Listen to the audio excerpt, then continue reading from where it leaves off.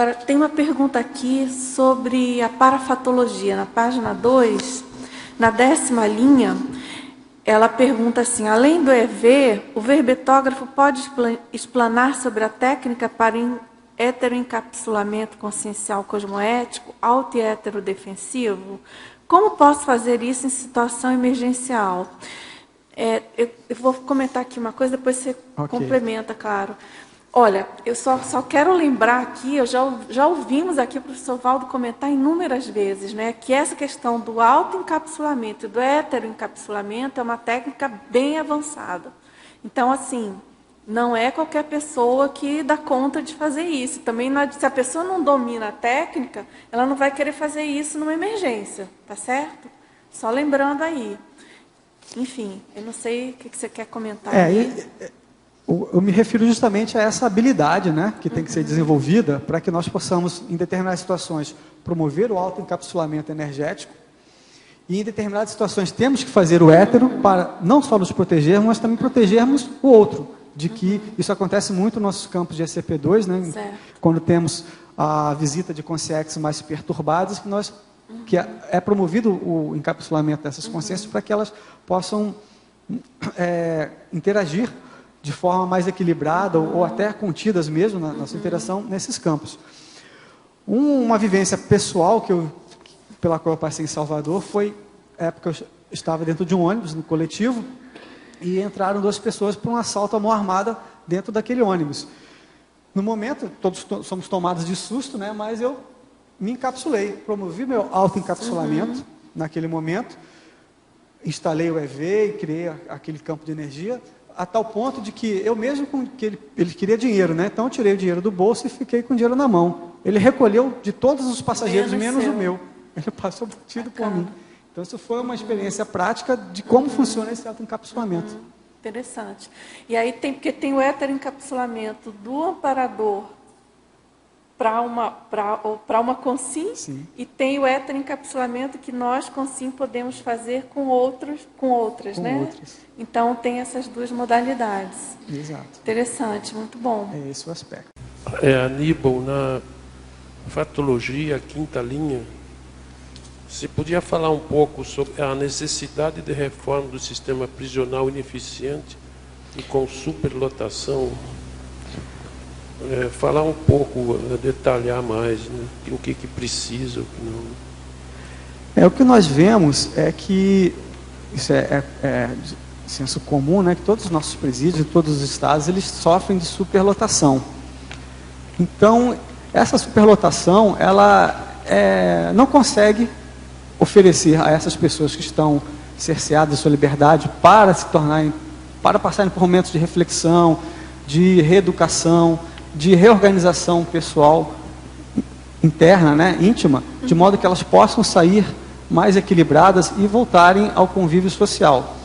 E isso é muito mais dificultoso em ambientes degradados, insalubres, onde são misturadas pessoas que tenham cometido crimes, homicídios, né, que são os mais violentos, quanto aqueles que tenham cometido crimes de menor poder agressor, e que acabam se misturando naquele ambiente, que nós podemos puxar a questão do holopensene, que vai se agravando, que se vai agudizando, tornando muito mais difícil qualquer tipo de reflexão ou de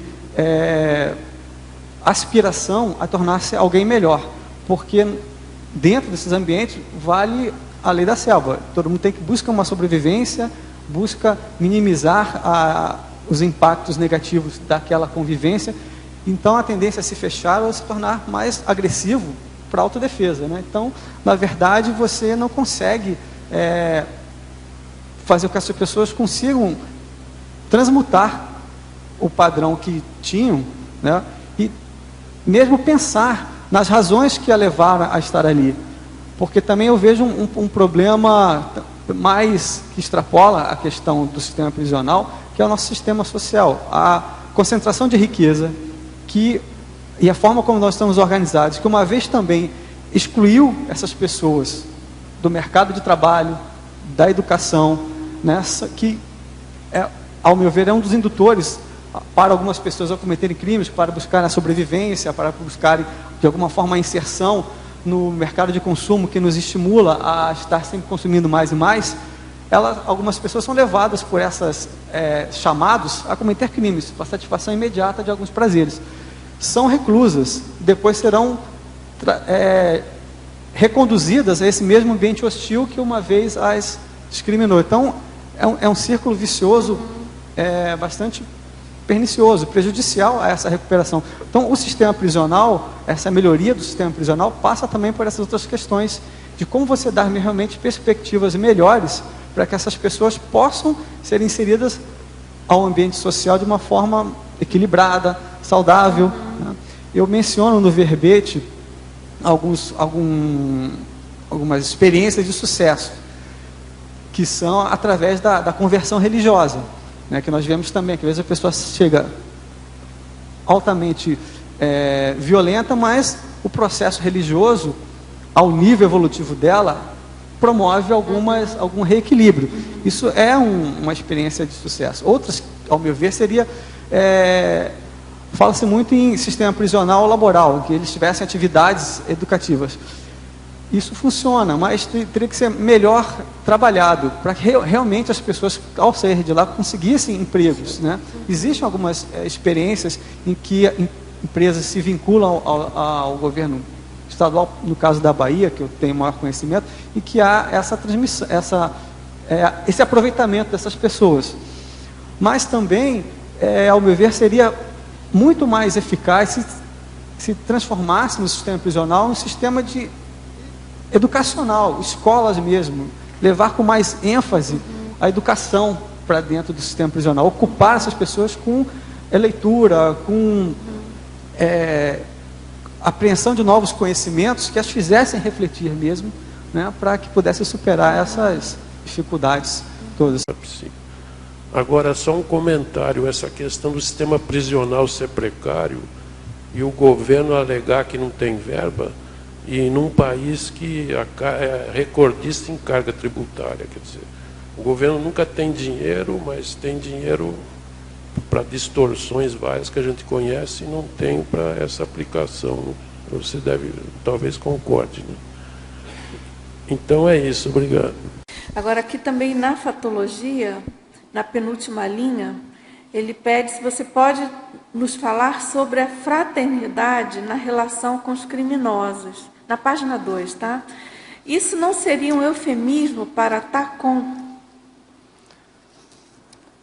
Eu não vejo que seria um eufemismo pela TACOM. Eu vejo que dentro daquela outra expressão que nós usamos, de que eu como vítima servir de defensor do meu algoz, claro, vem esse aspecto da fraternidade.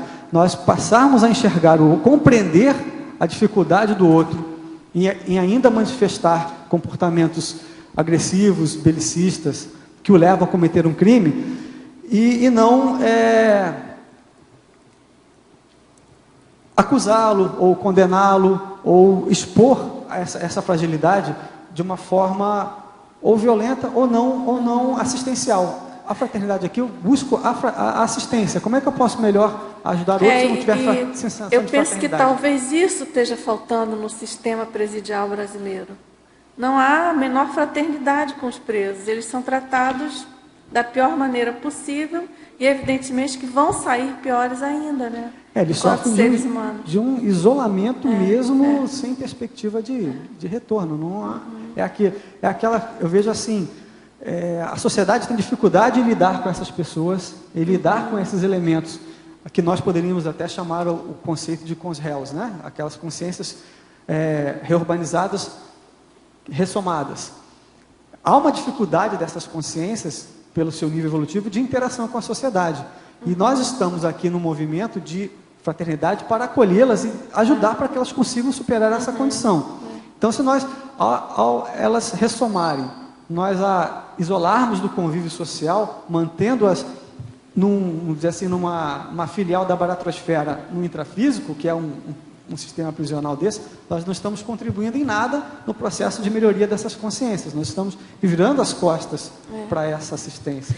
Então, por isso também só lembrando, né, professor Aníbal, não sei se você concorda, mas que o fato de você ser fraterno com alguém não significa que você está concordando com o erro daquela pessoa, né? Isso. Bem diferente. É bem diferente. Então, você pode apontar o erro, você pode educar, você pode punir, entre aspas, né, aí dentro dos sistemas vigentes e ser fraterno, né? Porque a punição intrafísica é um modo de você dar responsabilização ao ato, é sinalizar, né?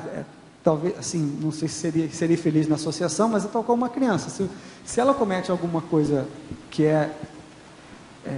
não é educado, não é correto para uma convivência social, ela é repreendida, ela fica de castigo, ela fica cerceada de alguns direitos. No caso, a sociedade é organizada de modo que, se alguém cometer um crime, um homicídio ou algum outro item que seja penalizado com detenção, é para uma sinalização forte, olha, não é por aqui o caminho, né? Pense nos seus comportamentos. Aníbal, tem um filme, a Rose aqui, um filme chamado Redenção, só para completar isso aí que você está falando, e eu vi também um livro que foi feito por uns prisioneiros aqui do Brasil. Então, o que acontece? Aí funcionou esse processo de reeducação e a questão até da fraternidade com o preso. No livro foi pego vários prisioneiros com estágio, assim, uma pena bem grande, e pediram para eles escreverem a história deles, da maneira deles, do jeito que fosse, com os erros, tudo bem, mas que contasse sua história. Então, cada um escreveu essa história e depois foi compilado e foi feito um livro. Quando foi apresentado é um pequeno livrinho, até eu encontrei aqui na livraria Epígrafe, achei bem interessante. Quando foi compilado esse material e foi mostrado para eles o próprio livro, aquilo melhorou muito a estima da pessoa. E isso também ajuda, contribui para reduzir a violência. Porque muita questão da violência tem relação com a baixa autoestima até do prisioneiro ali na questão da cela. Outra coisa também relacionada à educação foi o filme Redenção, que era sobre gangue de rua, né? A pessoa que incentivava essa gangue de rua, e depois ele estava no corredor da morte. Não é que ele se livrou de ser executado, isso aconteceu nos Estados Unidos, é um filme baseado aí numa história real, e também ele começou a escrever dentro da prisão. E esse processo de escrita, ele ajudou muita gente que estava fora da prisão e que estava seguindo ele. Então, ele fez um exemplo, aí ele começou a limpar as próprias pegadas. Isso aí eu acho que é um trabalho bastante importante, uma sugestão até para a questão do sistema prisional, a parte de escrita, de contar a história. Mesmo escrevendo muito mal, alguma coisa, mas cada um tem uma história para contar, cada um chegou lá naquele determinado processo lá de criminalidade, ele teve toda uma trajetória para chegar lá. E essas histórias, às vezes, ajudam as outras pessoas a não seguirem o mesmo caminho. Isso aí seria uma sugestão aí que eu tenho no processo da reeducação. Obrigado. Okay? Agora, professor Aníbal, aqui, parabéns pelo verbete também. Obrigado. Teletertuliana aqui está dando. Poderia expandir na 6ª linha da fatologia, na página 2, a resolução de conflito baseado na conciliação, com os últimos acontecimentos das manifestações nas principais cidades do Brasil. Eu estive num desses movimentos lá em Salvador, no dia 20, eu fui contribuir lá com o Holossoma naquela passeata. Achei bastante interessante o que eu vi por lá, porque pude observar muitas ideias, muitas vontades, né, o que nós temos visto em todas essas passeatas, de mudança, de estruturais do nosso sistema político, na forma como a gestão pública está sendo conduzida. E a conciliação, ela vem justamente do diálogo, do debate, da exposição de ideias, de vontades, que, ora contraditórias, tendem a chegar a um consenso. Um exemplo prático, nós vimos aqui, por exemplo, o caso da PEC 37, que já foi retirada da pauta de votação. Então, houve esses movimentos todos, né, essa pressão toda, serviu de mediação entre a vontade popular e a política, que há uma crítica de não representatividade. Crise, né? da representatividade. Uma crise de representatividade. Nós, de um modo geral, não nos vemos mais bem representados pelo sistema que está partidário e tampouco pelos políticos que nós elegemos, né? Até uma contradição, mas isso faz parte do amadurecimento da democracia, em que a população tem que refletir mais para colocar as pessoas nesses postos de liderança. E esse movimento todo acho que vem a dar mais, assim, clarificar, mostrar a responsabilidade que cada um tem quando vai votar e eleger determinada pessoa.